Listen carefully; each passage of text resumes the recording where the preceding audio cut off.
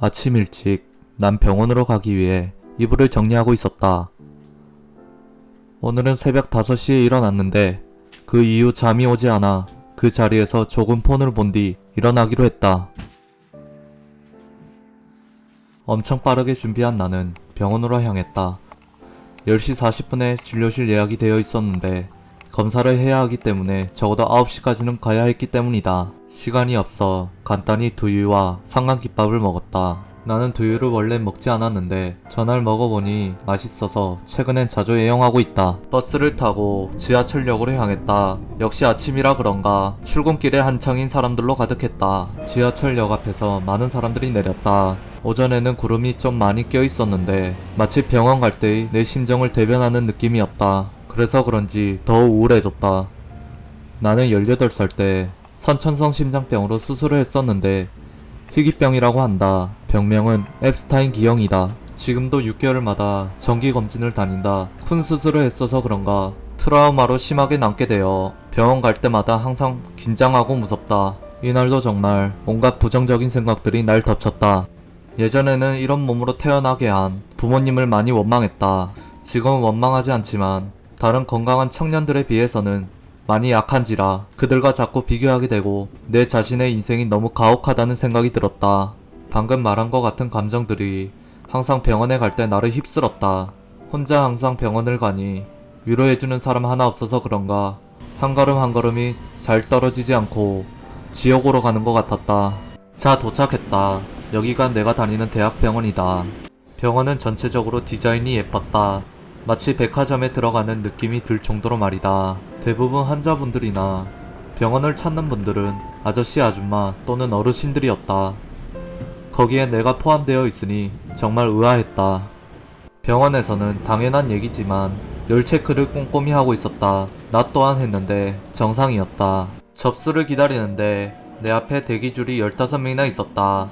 일반 병원이라면 빠르게 끝날 텐데 대학병원이다 보니 엄청 오래 걸렸다. 그래서 그런지 잡생각을 하는 시간만 늘어갔다. 내가 이 영상을 촬영하게 된 이유도 병원 가는 길이 너무 무서워 위로받고 싶었기 때문이다. 그 이후 병원에서 촬영이 금지되어 있다는 안내를 받았고 녹화를 할 수 없었다. 검사로 심전도 엑스레이를 찍었고 혈압을 쟀다. 다행히 아직까지는 별 이상 없었다. 오후가 되니 구름이 지고 태양이 빛을 뿜어내기 시작했다. 한결 개운해진 내 마음을 대변하듯 말이다. 병원을 갈 때는 찹찹하다가도 별 이상 없단 얘기를 들으면 긴장이 확 풀리며 안심되는 기분. 병원을 안 다니는 사람은 모를 것이다. 모르는 게 좋다. 나는 처방전을 들고 약국에 왔다. 아직까지 별 이상은 없지만 맥박이 너무 빨라 약을 하나 더 추가했다. 약국에서는 약이 꽤나 빨리 나왔었는데 이날은 한 30분 정도 기다렸던 것 같다. 하나 추가됐거든요. 네. 요거는 심장 과하게 이제 부담되는 거를 좀 억제해주는 약이고요. 네. 그래서 아침에 한 포 같이 드시면 돼요. 네. 그래서 6개월치 남았어요. 나머지는 다 똑같은 약이죠. 네, 나머지는 앞전에 드셨잖아요. 처방을 받는데 항상 저 많은 약들의 양을 보면 감탄이 저절로 나온다. 약을 받고 아침을 너무 적게 먹어서 그런가 배가 고팠다. 그래서 주위를 산책하는 겸 식당을 찾아다녔다. 길 가다가 짬뽕집을 발견했는데 괜히 먹었다가 화장실에서 세월을 보낼까봐 좀 온순한 걸 먹기로 결정했다. 세상에서 가장 행복한 고민은 점심 뭐 먹지라는 고민이 아닐까? 이 동네는 큰 도로가 있는 걸 제외하면 정말 한적한 동네였다. 이 동네에 사는 사람들은 아프면 바로 대학병원으로 달려가면 되니 어떻게 보면 꿀장소가 아닐까? 여러 생각들이 내 머릿속을 스쳐 지나갔다.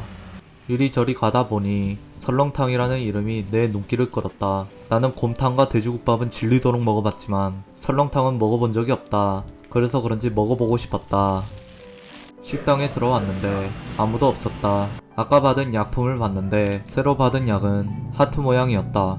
심장, 하트가 실어졌다. 그렇게 한적하게 촬영을 하려는데 어르신들이 들어오셨다.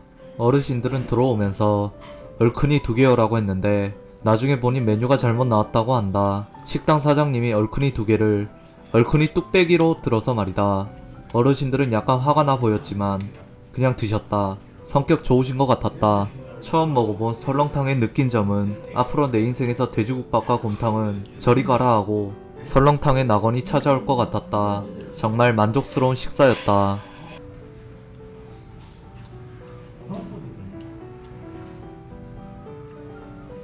식사를 마친 뒤 집으로 돌아가기 위해 지하철을 타러 왔다.